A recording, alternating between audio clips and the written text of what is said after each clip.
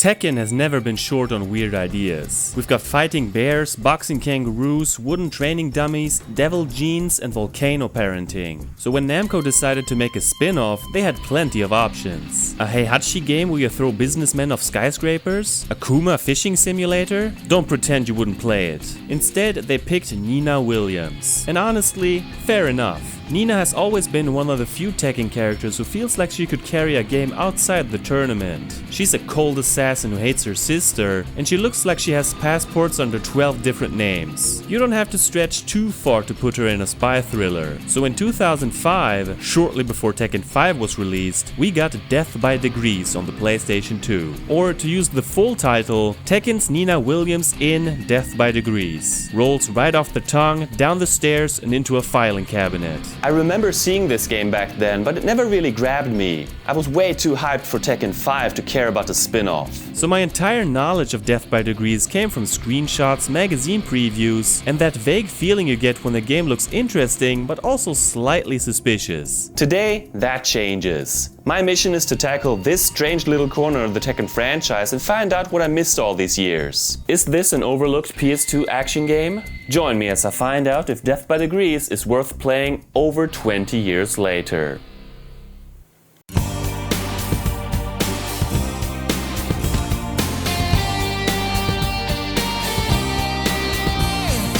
GFrom, the gamer, the legend, he's come to show you the way in this world of games.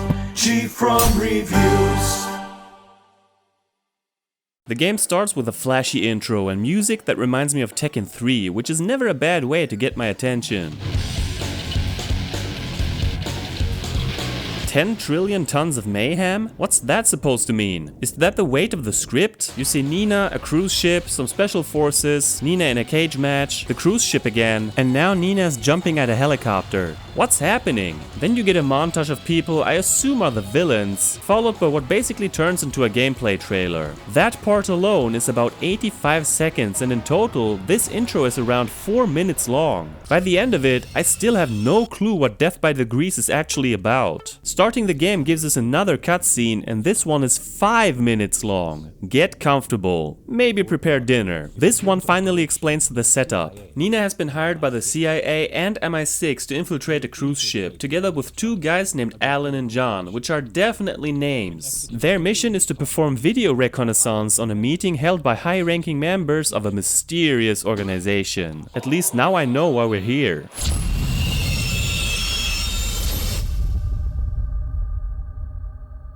Nina is chilling by the pool when a bunch of bad guys show up. Perfect timing, cause it's tutorial time. At first I groaned because forced tutorials usually have the energy of someone explaining how doors work. As a Tekken spin-off, you'd naturally expect to attack with the face buttons. Square for punch, circle for kick. Nope. In this game, you attack with the right analog stick. Push it in a direction and Nina kicks or punches that way. On paper, that sounds kind of interesting. More direct and physical, maybe even a little stylish. In practice, I felt like filing a complaint with human resources. I'll have plenty to say about this control scheme as we go along, but for now, let's just say it takes quite some time to get used to. Especially when your brain has spent years being told that buttons are for attacking and sticks are for moving the camera. 3 antagonists show up and some goons kindly escort Nina to her room. Very polite kidnapping. Did she blow her cover already? This is where the game truly begins and... oh boy. It's one of those games. Fixed camera angles, very much in the style of Resident Evil. Now, I don't want to hate on Resident Evil. I know those games are classics, people love them. They just never were for me, and I don't really enjoy playing from this perspective. So keep that in mind whenever you see my terrible gameplay and wonder why I'm walking into furniture.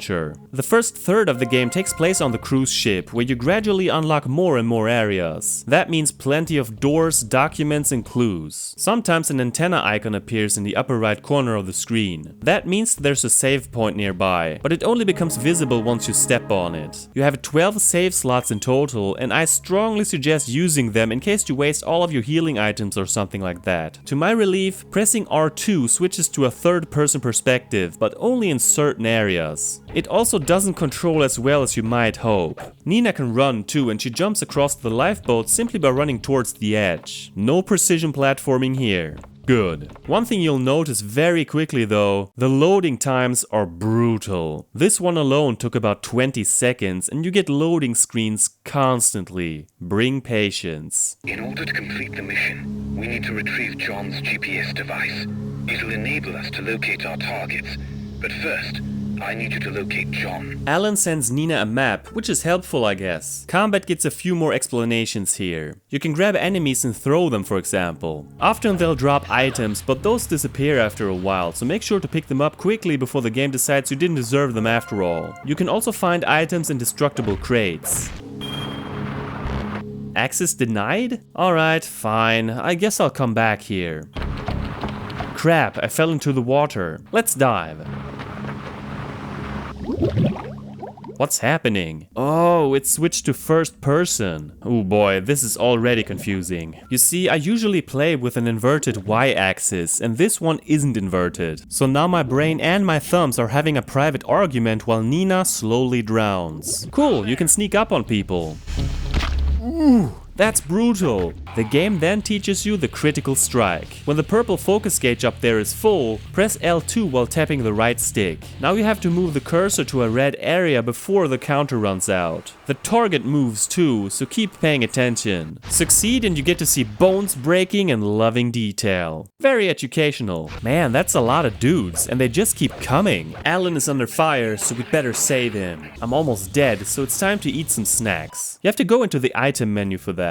Meal kits restore your health and bottled water refills your focus. I've been a fan of packed lunches since kindergarten, so sign me up. Nina climbs some ladders, sneaks up on the sniper, and bam, that weapon is yours now. At least for the next section. What follows is a sniper minigame. It's pretty basic. Kill all targets, make sure to take cover when you reload, and try not to get shot to pieces. It took me a moment to adjust to the non-inverted y-axis, but I made it on the first try, so it wasn't too terrible. You grab a crank handle and take your first firearm from a defeated enemy. Use the crank handle right here and progress. Nina's quite acrobatic. Inside she finds infrared goggles that get put to use right away. Thankfully, they're equipped and unequipped automatically. The image is rough to look at, but the pattern is simple enough and getting past the sensor shouldn't be a problem.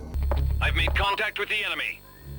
I keep bringing up the map because I accidentally pressed square instead of tapping the right stick. Years of gaming have trained me to press buttons, and this game is here to punish that instinct like I've insulted its mother. This part in particular is a freaking labyrinth, and I'm not ashamed to admit that I ran around clueless for a while trying to figure out where the hell I was supposed to go next. Most doors are locked, so whenever I found one that opened, it felt like progress. Here I'm activating a conveyor belt to receive a print scanner, which reminds me of Natla's mines from the original Tomb Raider.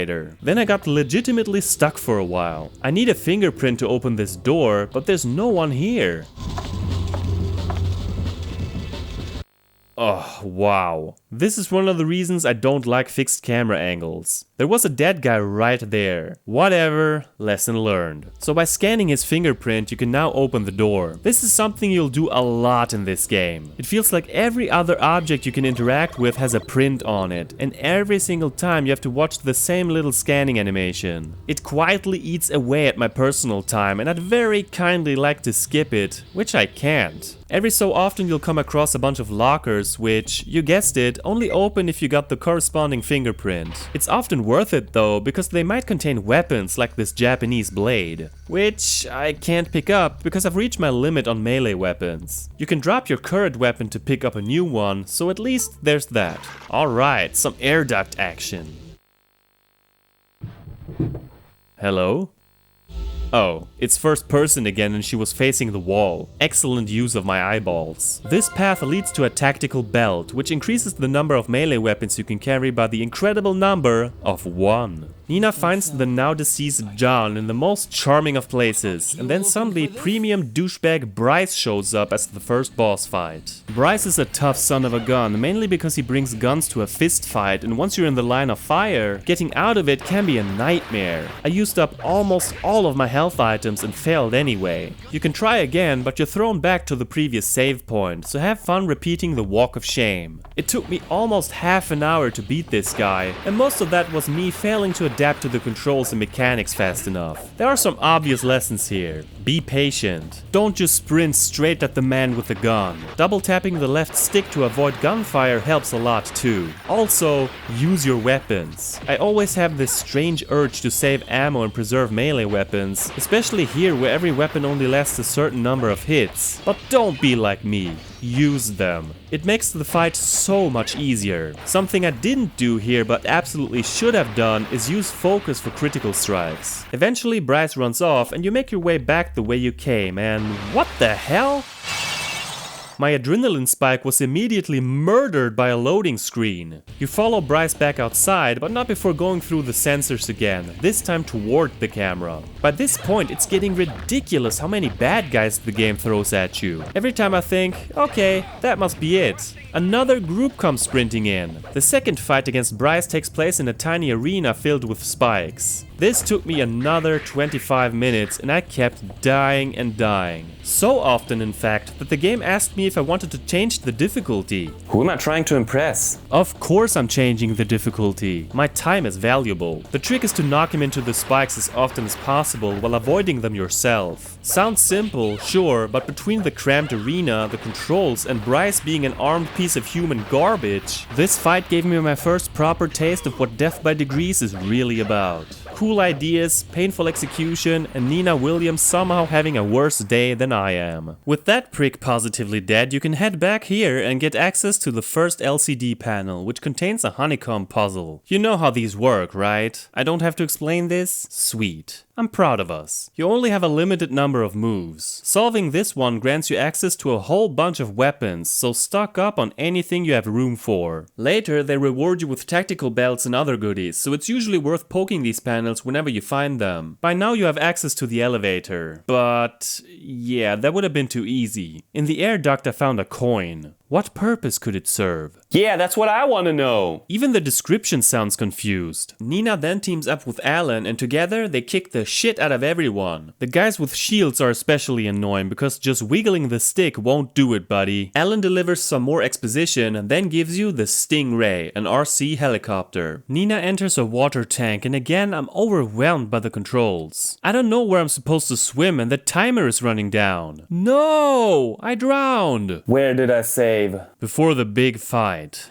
Sure, all this shit again. This time I ran all the way back to the save point before trying again, just in case I'd drown like an idiot for the second time. Luckily I didn't. I found a defibrillator, which brings you back to life when you die. Only works once though, so don't get too attached. You need a pin code number to open this door, and this is where the Stingray comes into play. It controls fairly well, but you can't move the camera except changing it to a bird's eye view. That makes orientation a bit difficult. One nice thing about this game is that items you can interact with glow. So just fly towards the shiny thing like a very determined moth and you'll get the code. Nina's dress is all messed up by now, so it's a good time for a wardrobe change. There we go. Now this looks more like classic Nina. The enemies start getting stronger too, now showing up with swords. They're kicking my ass pretty hard and even made me use my defibrillator. Rude. Progress feels a tad slow, but eventually I arrived at another set of sensors. And this one got me. One mistake and you're dead.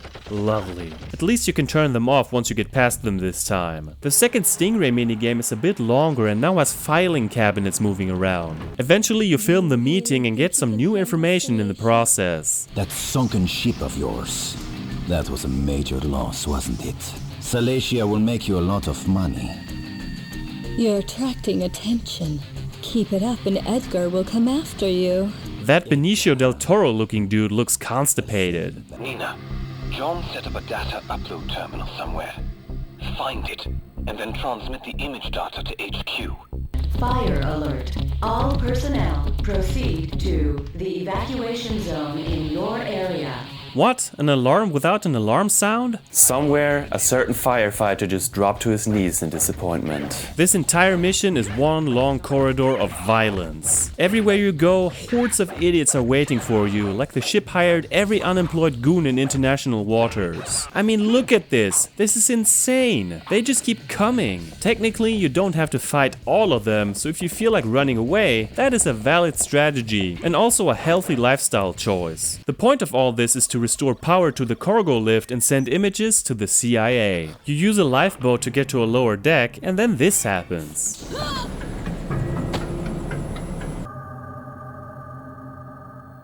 We're in a flashback sequence with Nina as a child, and now adult Nina has to protect her from endlessly respawning zombies. This is weird even by Tekken standards. You have two objectives here. First, don't let young Nina take damage because you share a life bar. Second, defeat Lana. She teleports around and throws shuriken at you because this childhood trauma comes with Ninja DLC. The boss fight requires a bit of multitasking since you have to keep an eye on mini Nina while also chasing Lana around. It's kind of annoying, but not all that difficult once you understand what the game wants from you. Eventually Nina wakes up and jumps aboard a helicopter as it takes off. Then she loses consciousness again. We see mini Nina get separated from her mini sister Anna, and with that, the second third of the game begins. We're on a different map now, a prison. Also, all of your equipment is gone. Oh no, Nina is helpless. What will she do? Escape her cell instantly and take her stuff back from a room directly below apparently. That itemless arc was so short it barely had time to introduce itself. According to HQ, the man behind the carnage on the Amphitrite is somewhere on this island. Lucas Hayes. He seems to have betrayed them and broadcast that video of the exploding ship, Nina. Hayes should be imprisoned there somewhere. Locate him and acquire information on Cilicia. Oh, man, I shouldn't have those burritos. I know your pain, buddy. Out of nowhere, Tekken Force soldiers pop up. And these guys are tough sons of bitches. Unless you have a sword. Finally, you get a map of the facility. This isn't exactly a pleasant location either. Never been a fan of torture, just putting it out there. Eventually you find a guy named Lucas locked up in a cell, and he's having about as good a day as everyone else who has made the mistake of appearing in Death by Degrees. If I die, you won't get your precious information. That's the deal. You'll need Enrique's prince to open this door. Ah, the hot-blooded one. I tell you, it won't be easy. I don't know who you're with, but... Wait, don't tell me you're alone. You can't be serious. So how do you break out of these cells? By a complete disregard for architecture. Next up is a maze-like tunnel section, and I despise these parts. Visually, it's about as exciting as staring into a wet cardboard tube. And from a gameplay perspective, I can't imagine anyone leaning forward in their chair thinking, Yes! This is why I bought a PS2. all this sewer action just makes me want to play Hyperstone Heist instead. Or Ocarina of Time for that matter, because now we've got a puzzle where you raise and lower the water level. Just like the water temple, I didn't mind this too much. It's just soggy. Flush the rat out of the sewer!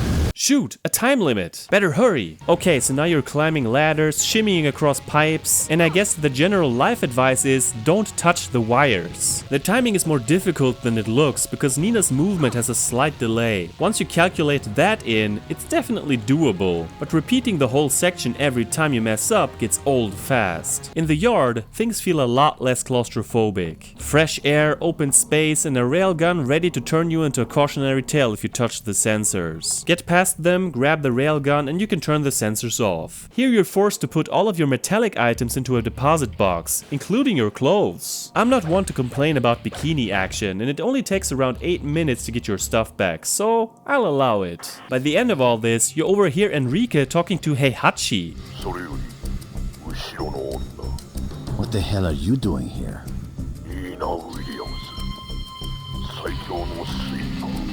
And naturally, it turns into another boss fight. Enrique has a sword, but so do I. 2 in fact. This fight is much easier than the one against Bryce. Although, to be fair, my life and focus bars are bigger now, and I actually understand the game a little better. Then out of nowhere, Anna shows up and ruins the fun. Both of them get away, and Nina gets another creepy flashback.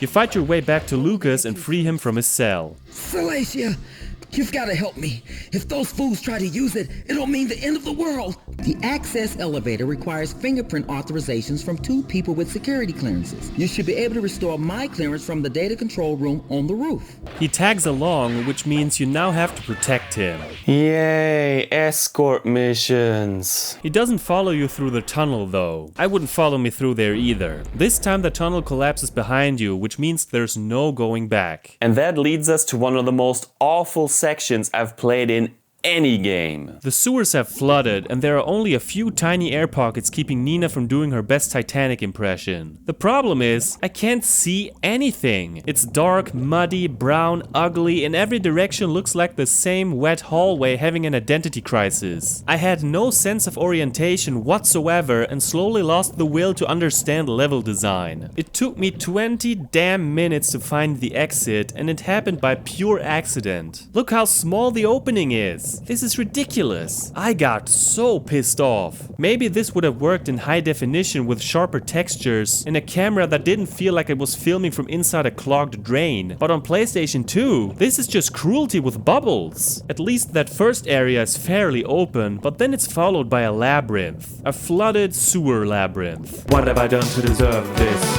Eventually I made it out, but this is one experience I won't forget anytime soon. Outside you're supposed to avoid being spotted by lights, which makes me reminisce about one of my most beloved NES games from my childhood, Rescue the Embassy Mission. This is less fun though. While shimmying along the pipe you have to figure out the pattern of 2 searchlights, and once they spot you, they shoot you down. Thankfully you don't die, but you have to climb all the way back up and wait for the alarm to turn off. That reminds me, where is the alarm guy? Alarm guy! Everything I have to do by myself. Alarm! Alarm! This is so frustrating. Alarm! I can't figure out the right rhythm. Alarm! Just stop it already! Finally! 17 attempts. Screw this. You make your way up to a tower while avoiding even more lights. Then we get another sniper section. This time you have to clear out 4 towers, but only 1 at a time. Again, I find it difficult to see what I'm aiming at sometimes. The whole image kind of melts together into one big gray-brown military soup. You can shoot out the lights and the radar on the bottom left is somewhat helpful, so there's that. I died twice because I got too greedy. As long as you take cover when necessary, you probably won't die. Probably. Eventually you meet up with Lucas again and use an elevator you couldn't access before. What's that? Man, it's no use. We can't get through here. This sucks. There should be an air duct around here somewhere. Damn. The ones in this area aren't big enough for us to pass through. There's one more Stingray mission, and this time you're under fire. In theory. Nothing really happens, and it's over before I even realized I was supposed to be worried. I was just about to head down on the elevator. I'll catch up with you soon. I see. I'll send you the map for this facility. Prepare to receive. Something doesn't feel right down here. Be careful. Huh? What the hell is this thing? Shoot it! Shoot it!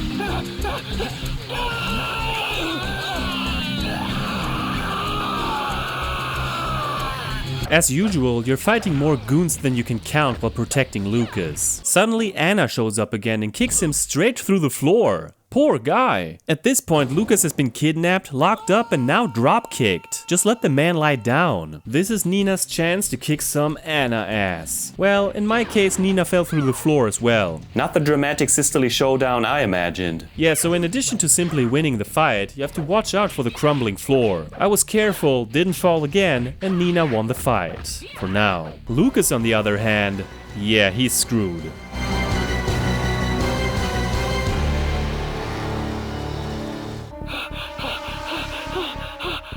Help me!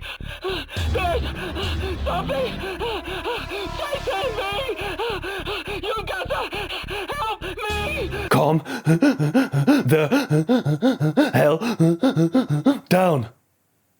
This next part is unapologetically weird. You have to guide Lucas through a maze by telling him which direction to go. You have a map and 4 monitors, but no clue where he is. So you just sit there and hope he walks past the camera eventually, like you're on the world's worst security shift. Once you spot him, you can guide him from there. Turn left. But it's not enough for him to just find the exit. No. Well, I made it to the exit, but I need something to pry it open with. First he has to find a crowbar, and while all this is happening, a gigantic robot is chasing him. It's such an awkward, slow, bizarre sequence. Plus, the repeated voice lines get annoying fast. I'm at a 4-way intersection. Which way do I go? Turn left. I'm at a T-junction here. Which way should I go?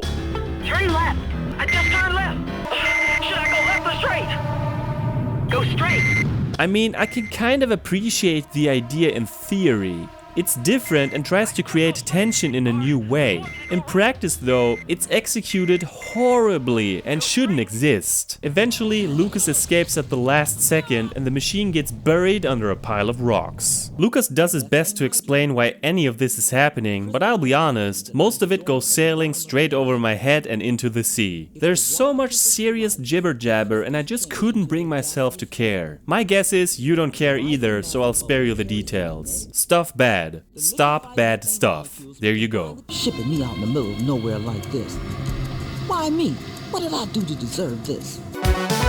So Nina puts on a diving suit and somehow remains just as acrobatic as before, which is impressive. Wow, I can actually see underwater this time. So it was possible to make the sewer section more tolerable? They had the technology all along? I mean, yeah, I guess in real life you probably wouldn't see much in a flooded sewer either, but I don't think realism needs to pick this exact moment to become important. The reason for the diving suit is that you have to get through a gassy area. After finding 2 chemical items, you put them into a reservoir hole, turn on the fire alarm, and boom, problem solved. Alarm! Alarm! No, that's enough. She takes off the diving suit and that gives me all sorts of emotions. They can't take that away from me now. I've seen the light. Well, technically I've seen slightly less brown water. Oh hey, Dr. Boskanovich's journal. Nice to be reminded that this is connected to Tekken. Enrique is threatening Lucas when unexpectedly this thing shows up. It's called a J-Robot and you guessed it, it's another boss fight. Obviously, the thing is huge, which means it can be hard to see what you're even doing. It has a flame attack, some weird flying things, and what I assume are rockets. Every so often it shuts down temporarily, and that's when you run in and hit it as hard as you can before it remembers it's supposed to kill you. After a while, Alan shows up and activates a radioactive machine. Lure the robot in front of it and the fight ends. For now. Enrique forces Lucas to do some bad shit, and then the J-Robot wakes up again. So now you're fighting both. Great! In practice, you mostly focus on Enrique, and if you're lucky, the robot might run into him and do some damage. This is certainly one of the easier fights in the game. And that's the end of Enrique. Not a bad view. Not again. Did they kill Lucas? Aw, hell. The man survived prison, robots, and my guidance through a surveillance maze. He didn't deserve to go out like that. You fight and fight and fight and fight until you reach the 3rd and final sniper section. Like the first time, you have to protect Alan, but this one is significantly tougher. There are soldiers on the ground, soldiers on watchtowers, bullets coming from all directions, and 2 health bars to worry about. Again, I find it kinda hard to see what I'm even shooting at sometimes. That makes this way more of a pain in the ass than it already is. Take cover too late and Nina gets shredded. Focus too much on one side and Alan starts falling apart. Try to be quick and you miss shots. Try to be careful and the game punishes you for having thoughts. On my 4th try I made it, wasting over 20 minutes in the process.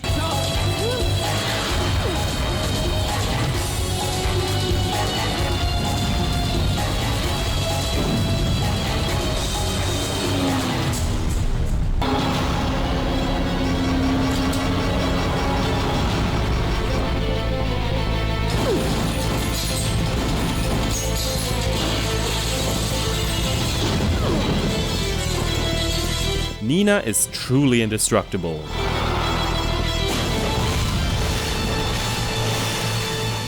For the final third of the game, we're back on the cruise ship with a new outfit. Ooh boy, this doesn't look good. Yeah, from now on, pretty much all of your enemies are robots, and I probably don't have to tell you that robots are tougher than regular humans. There are some more puzzles too, like this one where you press buttons to move shelves back and forth, or the one with a bunch of flags. This wasn't obvious to me at first, but once you poke around the room, you find a Shakespeare painting and the riddle basically solves itself. You find a medallion. It somehow changes color around certain temperatures, and first turns into the Chimera medallion and then into the Unicorn medallion. Each medallion also needs to be placed at a specific spot, which gives you the Chimera key and the Unicorn key. A small inconvenience is that you have to pick the medallion back up again once you've placed it here. Jesus Christ, look how many robots there are! All that for a suitcase gun. Airport security would like a word. Here you use the keys.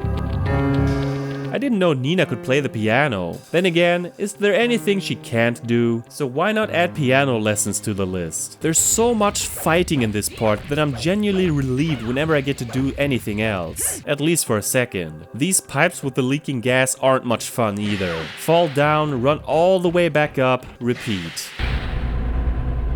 This isn't weird at all, just scanning fingerprints. With the so-called IC key, you activate 3 giant-ass robots. They're all ridiculous contraptions with attacks that are hard to avoid, but as long as you wiggle that right stick like a maniac, they don't stand much of a chance. Each one drops an item that needs to be placed on a Chinese chessboard. That opens the door to a creepy room where this crazy chick Lana does something to you, and we get another weird flashback to Nina's childhood. It's the same basic idea as before, only this time you need to protect Anna as well. Double the babysitting. Edgar? Edgar? Can't I trust anybody? Edgar Grant. I suppose that's an alias too. What can I say? You're a sweeper as well. Thanks to Lucas, everything went wrong. I'll have to destroy this ship as well. I don't want to do this, but I have no choice but to erase everything. Originally, you were supposed to survive in order to bear witness to my death. I'll see you in hell! Well, that's the end of Alan/Edgar. Lana still has some life left in her. And what the hell is this? Endlessly respawning Bryces and Enriquez? Truly a greatest hits album of people I didn't want to see again. Just keep looking out for Lana, hit her whenever she shows up, and try not to get distracted by the parade of returning idiots. Glad this is over. So young and strong, but you too will wither and die. We've arrived at the final stretch, and Nina has to destroy the satellites by playing a minigame. At first I didn't understand what to do, which has become something of a theme, but I was relieved to find out that failing only restarts the minigame itself. I'm sparing you the details. The satellites blow up and the self-destruct sequence is activated. This means you now have 7 minutes to escape. On higher difficulties you have less time. The path to the exit isn't too hard to find, but the game throws enemies at you like it's trying to empty the warehouse before closing time. Thankfully you can run past most of them. You enter the launch pod and things don't go as planned, shocking nobody.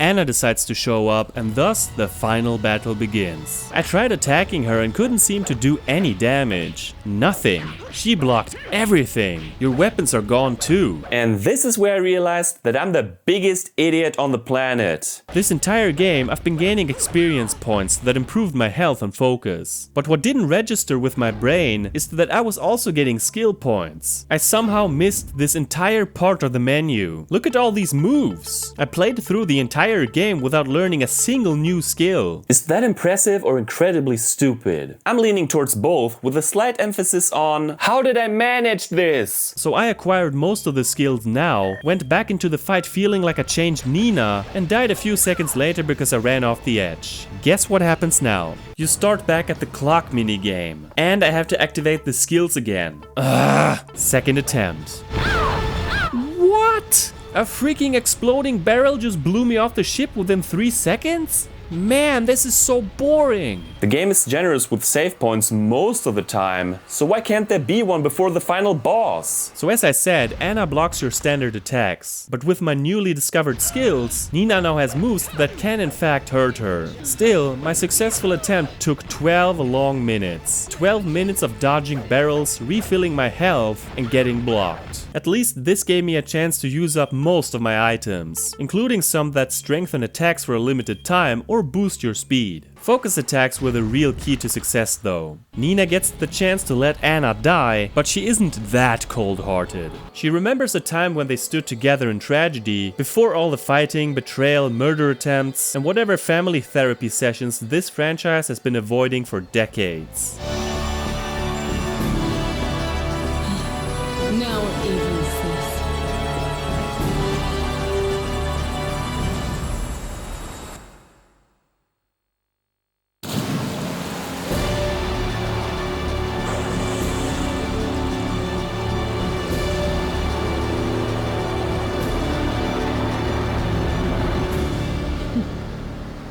The credits roll and you get some statistics at the end. Plus you unlock a bunch of stuff. You can rewatch all the cutscenes and there's even a bonus movie about the upcoming Tekken 5. The music player lets you listen to the soundtrack while looking at artwork. There are some new modes as well, so let's go from bottom to top. Honeycomb Lock offers a staggering 100 puzzles. You can earn medals depending on how fast you solve them. Finish the first 10 and you unlock the next set of 10. You also unlock a bonus image for every set you complete. This might have been motivating back in the day, especially if you had more patience, fewer games and a stronger will to stare at hexagons, but I stopped after 11. Then there are 30 Stingray levels where you collect target markers. If flying a tiny RC helicopter through vents was your favorite part of Death by Degrees, first of all, I have questions. Second, congratulations, the game has you covered. There are also a whopping 50 sniper missions, ranging from shooting Heihachi targets to killing enemies with one shot. As if that wasn't enough, there are 50 challenge stages where you have to defeat a certain number of enemies or collect medallions. That's a lot of optional content. If you enjoyed the combat and minigames and wanted more reasons to keep playing, this is a generous package. Personally, I don't care enough to pursue completion, and I'm also not good enough. That's an important combination.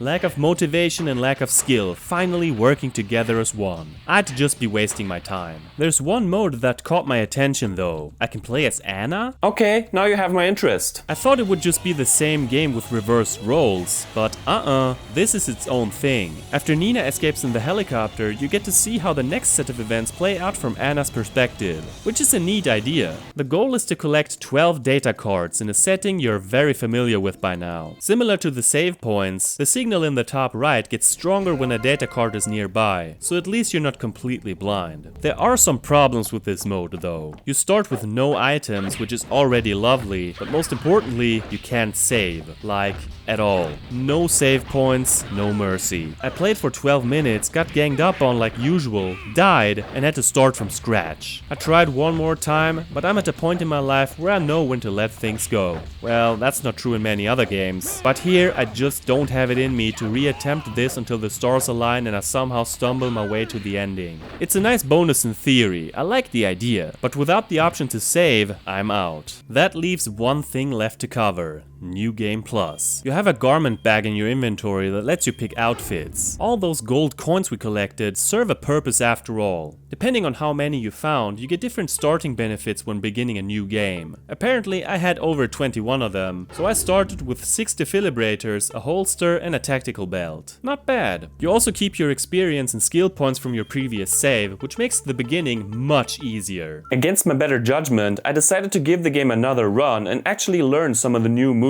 this time. If you've seen my videos, you know I'm not the best Tekken player in the world, and I suck even more at combos here. What makes New Game Plus so much better is that you eventually start finding weapons with infinite ammo after solving honeycomb locks. Call me simple-minded, but after spending hours getting swarmed by endless mindless idiots, it felt incredibly satisfying to mow them down within seconds. All those goons who gave me trouble before, deleted. It's amazing what infinite ammunition can do for your mental health. So whereas my first run took me about 14.5 hours, this one took me under 7. That's still a lot of death by degrees, but at least this time I felt like I was the problem for the enemies, not the other way around. Finishing the game with 5 stars rewarded me with the Tekken 2 Nina outfit. Now I can die in peace. Now let's talk about the music and sound. The music in Death by Degrees is fine. In general, the soundtrack goes for this serious espionage action vibe. A lot of rock, a bit of electronic stuff, some Bondish sneaking around music, underwater ambience, you name it. It fits the game well enough, but it rarely stands out. This isn't the kind of soundtrack where I finish playing and immediately look up the music, unlike Tekken Tag for example. Death by Degrees is more about atmosphere, and at times it does work. The quieter tracks during exploration give the cruise ship and the prison a slightly uneasy mood. And when the game isn't throwing 48 men at you every 10 seconds, the music can support the setting pretty well.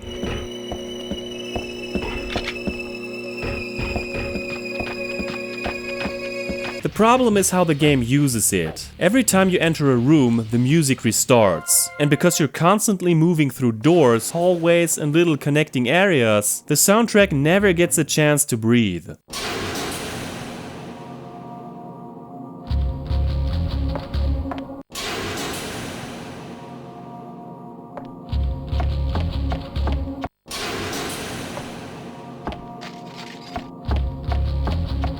It feels like someone keeps starting the same CD track from the beginning because they're afraid you might miss the first 8 seconds. Combine that with the constant backtracking and repeated combat themes, and the music starts to feel much smaller and much more unvaried than it probably is. The sound effects are a little more satisfying at first. Punches and kicks have decent impact, melee weapons sound alright, guns do their job, and the critical strikes with the bones breaking are still nasty in a good way. The first couple of times you shatter some poor idiot's ribcage in slow motion, it gives the combat a bit of extra weight.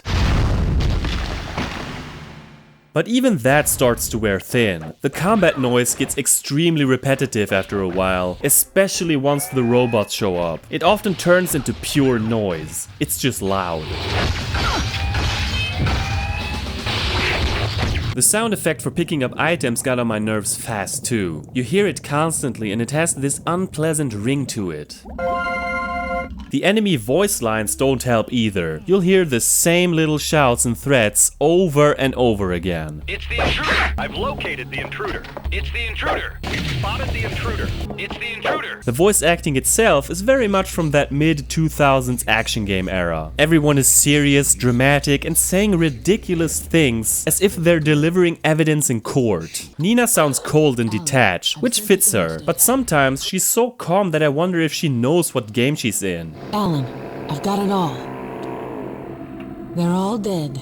This is the first time she's voiced by Mary Elizabeth McGlynn, who would go on to voice her in all subsequent Tekken games. As for the rest, I wouldn't call the voice acting awful, but it has a charmingly stiff quality. Well, are we on the air? Overall, the audio is serviceable. The music fits the spy action tone, the sound effects give the combat some punch, and there are moments where the atmosphere benefits from the restrained soundtrack. But just like so many other parts of Death by Degrees, it doesn't know when to stop repeating itself. After hours of fights, robots, enemy barks and clanging metal nonsense, the soundscape becomes exhausting, which, to be fair, sums up a lot of this game. Still, there are some gems I want to show you, so here are my top 3 songs from Death by Degrees.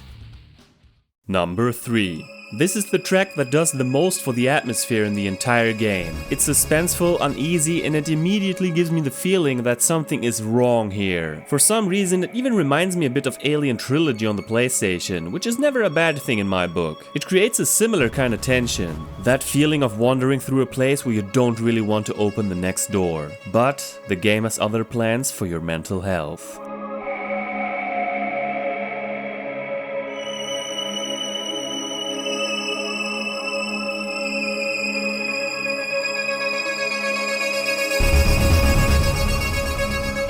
Number 2.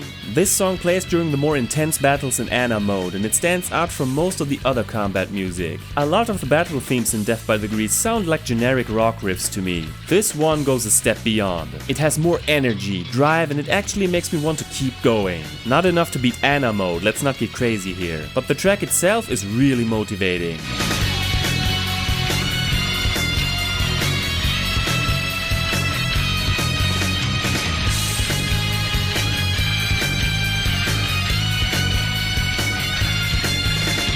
Number 1. The sniper track is also part of the main theme, but it's this specific section that really sticks with me. Is it a bit too over the top for a sniper minigame where comp precision should probably be the whole point? Maybe. Does that matter when the track slaps this hard? Absolutely not. This is one of the few songs here that gives me actual Tekken vibes. I'm definitely going to keep listening to this one outside of the game.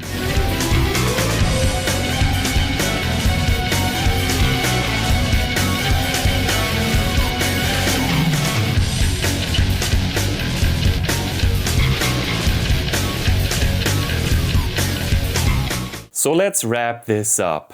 Death by Degrees is a strange one. I didn't go into this expecting a masterpiece, but I also didn't expect it to be this much of an experiment. You can tell Namco didn't just want to make a lazy Tekken side game. There's effort here. Nina gets her own adventure. There are different locations, unlockables, bonus modes, new game plus, multiple outfits, gadgets, puzzles, stealth, sniper action, underwater sections, boss fights, flashbacks, robots, fingerprints, and enough goons to populate a small country. The lack of content really isn't the problem. The problem is that so much of this content becomes tiring long before the game is done with it. Combat is the biggest example. I get that Tekken is a fighting franchise. I understand that a spin-off starring Nina Williams should probably involve a lot of kicking, punching, throwing, bone breaking, and general face rearranging. But Death by Degrees takes that idea and pounds it into dust. Goons show up constantly. Everywhere you go, another batch appears. Then another. Then another. The crowds get bigger, the fights get longer, the enemies get tougher, and what should be the main appeal of the game slowly turns into background labor. At some point I stopped thinking, oh cool, a fight, and started thinking, please, not again. Fighting the same guys on loop at this frequency is ludicrous. The right stick combat is unique, but it takes ages to feel natural, and even then it never becomes as smooth as I'd like.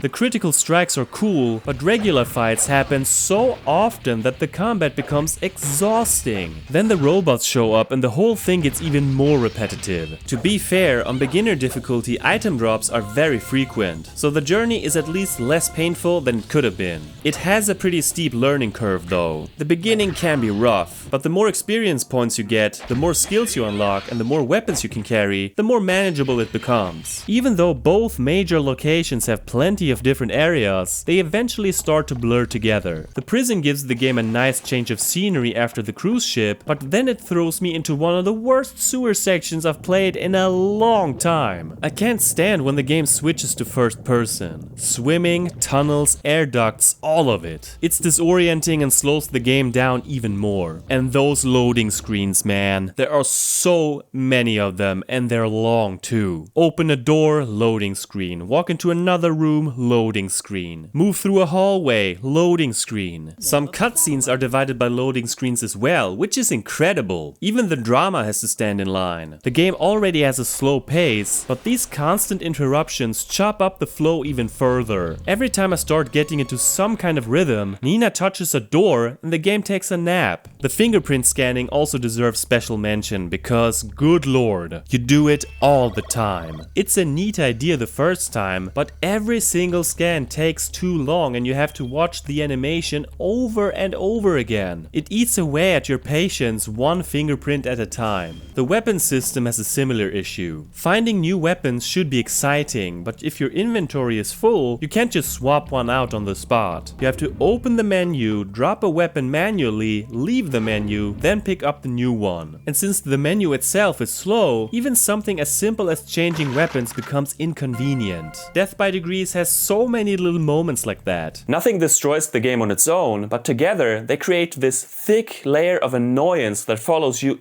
everywhere. Even the story has this problem. It tries so hard to be serious and mysterious, but for most of the game, I didn't have a clue what was going on. There's so much to read, so much exposition, so much serious talk about organizations and plans and names and systems, but the game never made me care enough to suck up the lore with excitement. And since the story is non-canon anyway, it matters even less. That doesn't mean a non-canon story can't be fun, but if you're going to bury me under this much spy thriller nonsense, at least make me feel like I'm learning something important. The bonus content is generous, but I don't enjoy the game enough to chase all of it. What saves it from being truly awful is that there are moments where it almost works. When you finally get somewhat used to the controls, when Nina storms through New Game Plus with infinite weapons like she's late for Tekken 5, I can see the appeal. There's a weird charm to it. A very specific, clunky mid-2000s PS2 charm. The kind of charm where a game is so determined to be different that it forgets to be comfortable. I respect that a little, and I'd rather play something ambitious and messy than something lifeless. But respect doesn't mean that I want to replay the flooded sewer, fight Bryce again, scan another fingerprint, or sit through another loading screen because Nina opened another door. This game also proved to me once again that this particular style just isn't for me. Slow gameplay with fixed camera angles, constant room transitions, awkward perspective changes, and sluggish exploration doesn't really appeal to me. I know many people enjoyed that deliberate pace, and fair enough, but I spent too much of this game feeling like I was fighting the camera, the controls, the menus, and the level design before I even got to fight the actual enemies. As a Tekken spin-off, it's also kinda disappointing. Nina herself is a stellar choice for a solo game, and Anna being involved makes sense, but outside of a few references and unlockables, this barely feels connected to Tekken. You don't get that tournament energy, that roster madness or arcade personality. Even the title sucks. Death by Degrees tells you absolutely nothing. By the title alone, nobody would know this has anything to do with Tekken. It sounds like a Steven Seagal DVD or a medical documentary about hypothermia. Even the logo is generic. If the full title didn't slap Tekken's Nina Williams on top of it, this thing could have been about anyone. To me, it feels more like a rejected spy action game that got Nina Williams added to make it sell. I'm aware that's not what happened, but that's the smell coming from the kitchen. Should I even rank this one among the Tekken games I've reviewed so far? Why the hell not?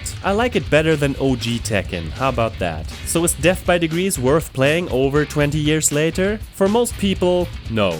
If you're a big Tekken fan, a PS2 collector, or someone who enjoys strange forgotten action games, then yeah, I think it's worth trying at least once. It's kinda fascinating, but don't expect it to be secretly amazing. It's one of those games that could only exist in that era, when publishers were willing to take a popular character, throw them into a completely different genre, invent a bizarre control scheme, and hope everyone would just adapt. I did adapt somewhat eventually, and even finished it twice. I don't know if that makes me dedicated or deeply unwell. But despite all the frustration, I don't hate Death by Degrees. It annoyed me, confused me, bored me, surprised me, and occasionally entertained me. That's more than I can say for a lot of safer games. Still, I can't call it good. It's too clumsy, repetitive, slow, and too often unpleasant to play. Nina deserved better. Ultimately, it's up to you, of course. If you missed out on it back in the day, you missed a weird Tekken spin-off where Nina Williams fights robots, drowns in brown soup, and somehow still has time to change outfits. That sentence alone almost makes it worth existing. Almost. Hey everyone, this is GFrom. Thank you so much for watching episode 8 of season 6. Feel free to rate, comment, subscribe, and follow me on social media. You can also support me on Patreon or become a YouTube member if you like. I'll see you later. Have a nice day.